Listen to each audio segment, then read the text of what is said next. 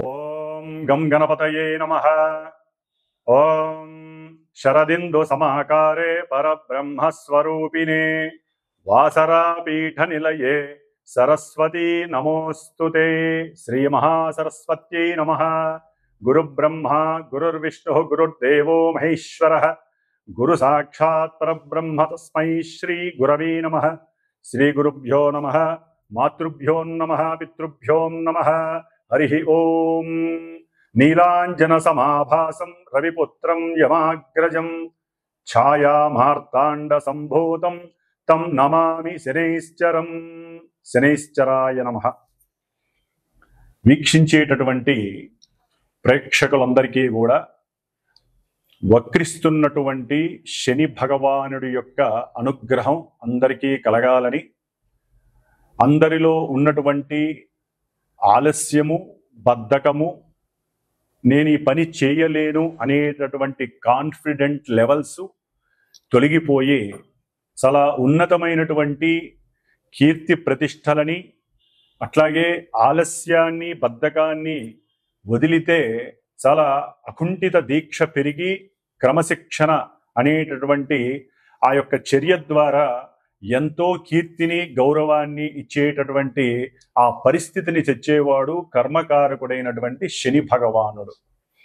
కాబట్టి ఈ శని భగవానుడు మరి కర్మ సాక్షి, ఆ సాక్షాత్తు ఆ సూర్య భగవానుడైతే కర్మకారకుడు అంటే పూర్వజన్మల్లో మనం చేసుకున్నటువంటి కర్మలన్నీ కూడా బ్యాలెన్స్గా ఉంచి ఈ జన్మలో అది జంతు రూపేణా కావచ్చు, మనిషి రూపేణా కావచ్చు, పక్షి రూపేణా కావచ్చు, ఏ రూపంలో మన యొక్క ఉచ్ఛ్వాస నిశ్వాసాలని వదులుతున్నామో ఆ జీవులందరూ కూడా శని యొక్క పాలనలో ఉన్నటువంటి వారే అని గమనించాలి.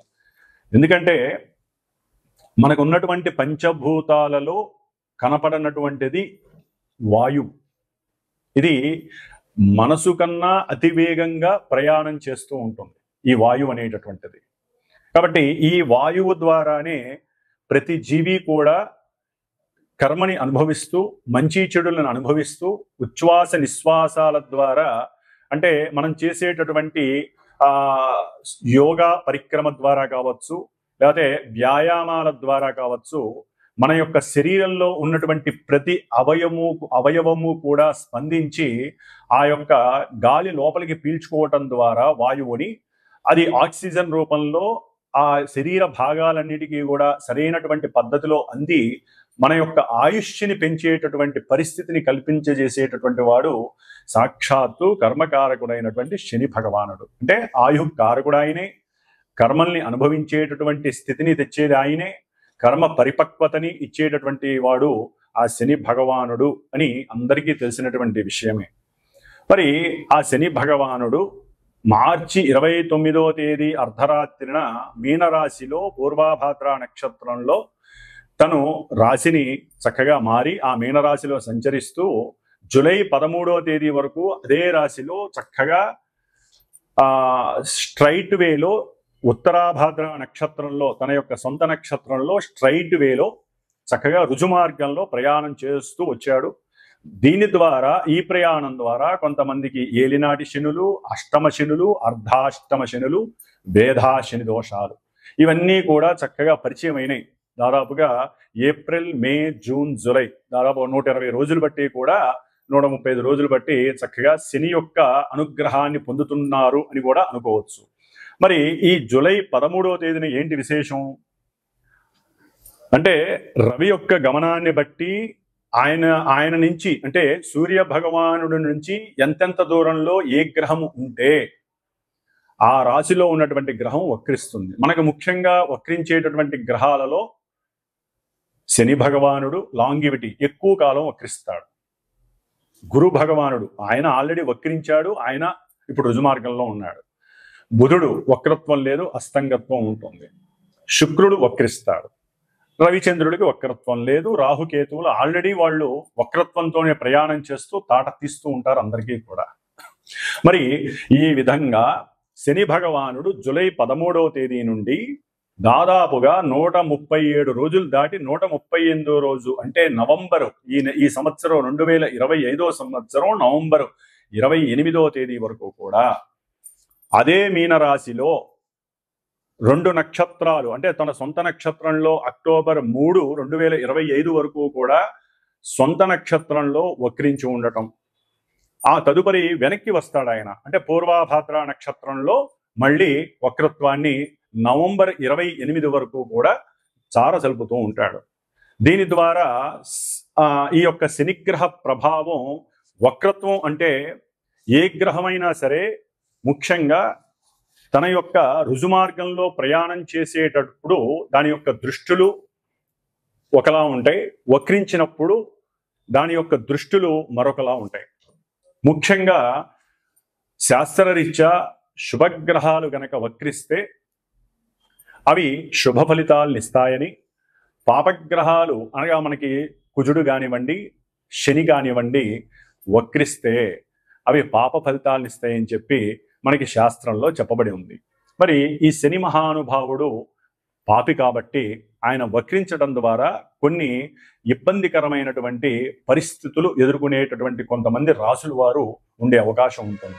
మరి శని ముఖ్యంగా మన యొక్క ద్వాదశ రాశులలో మకర రాశికి కుంభరాశికి అధిపతి.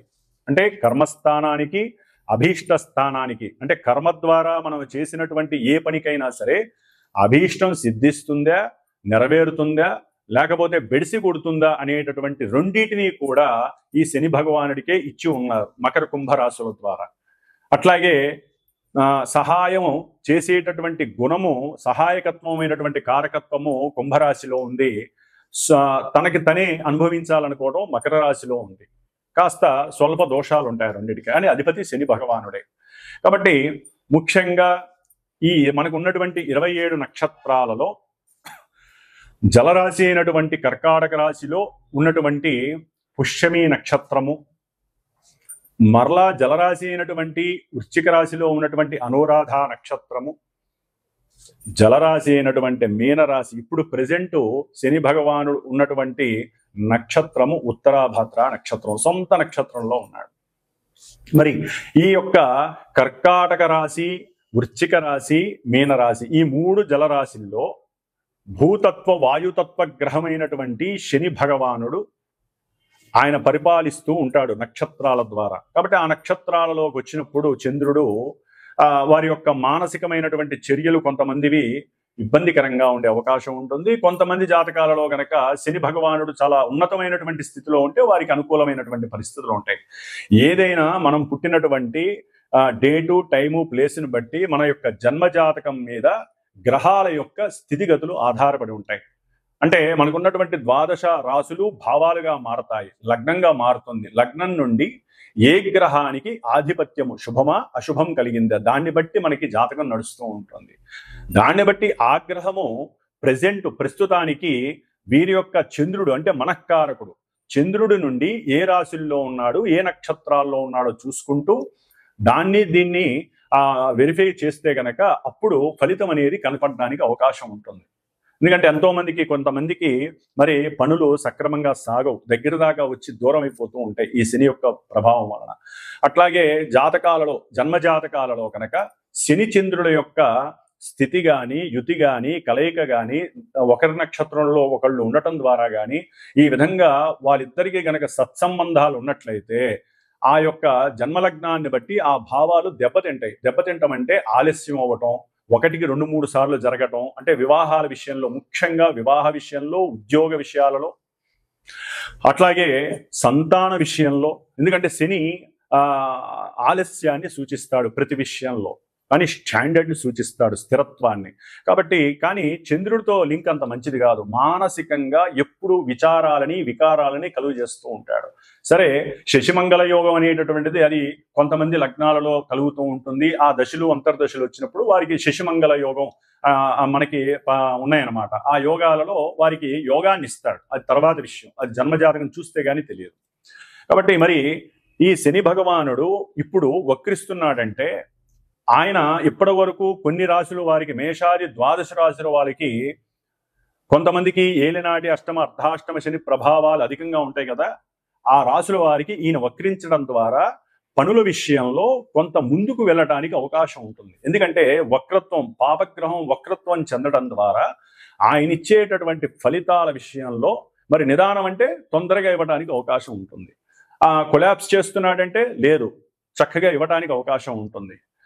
ఆ విధంగా కొంతమంది రాసుల వారు బయటపడి ఈ నవంబర్ 28 లోపల వరకు కూడా వారికి జరగవలసినటువంటి వివాహ ప్రక్రియలు కావచ్చు, సత్సంతాన విషయం కావచ్చు, లేదా ఈ యొక్క ఉద్యోగ విషయాలు కావచ్చు, ఏ పని ముట్టుకున్నా జరగనటువంటి వాళ్ళకి పనులు జరిగే అవకాశం ఉండొచ్చు, కోర్టు వ్యవహారాల విషయంలో సక్రమమైనటువంటి తీర్పు లభించవచ్చు. ఇట్లా ఎన్నో రకాలైనటువంటి శుభాలు జరగడానికి అవకాశం ఉంటుంది. కొంతమంది మేము శని నుంచి అంటే ఏలినాటి శనిలో అయిపోయినాయి, మేము ఫ్రీగా ఉన్నాం అనుకుంటారు చూసారా. అలాంటి వాళ్ళకి ఈ శని ఉన్నటువంటి వక్రత్వ స్థితి, ఆ యొక్క స్థితిని బట్టి, స్థాన స్థితిని బట్టి కొంత వ్యతిరేకమైనటువంటి ఫలితాలు కలగడానికి కూడా అవకాశం ఉంటుంది. కాబట్టి ఏదైనా సరే ఈ యొక్క శని దోషాలు పోగొట్టుకోవటానికి మీరు ఎన్ని విధాలుగా అంటే శివాలయాలకు వెళ్ళి నవగ్రహాలకి చుట్టూ ప్రదక్షిణాలు చేయటం, నువ్వుల నూనెతో అభిషేకం చేయటం, 19 ఒత్తులేసి దీపారాధన చేయటం, ఈ విధంగా దానాలు ఇవ్వటం ఏ విధంగా చేస్తారో మంత్రోచ్చారణ కలిగినటువంటి మాలాంటి బ్రాహ్మణుల ద్వారా జరిగేటటువంటి అంటే ముఖ్యంగా పాపగ్రహాలకి వారు అనుభవిస్తున్నటువంటి పరిస్థితులు పోగొట్టుకోవటానికి సంకల్పము అనేది ఉంటుంది. సంకల్పము ద్వారా వారి కోరికని లేకపోతే వారికి ఉన్నటువంటి ఇబ్బందుల్ని మనం చక్కగా గణపతి పూజ ద్వారా తెలియచేసి ఆ యొక్క శనిగ్రహ జపాన్ని ఆచరిస్తూ ఒక 19 రోజులు 8 రోజులు సంఖ్య ఉంటుంది. 19,000 సార్లు 21,000 సార్లు సంఖ్య ఉంటుంది.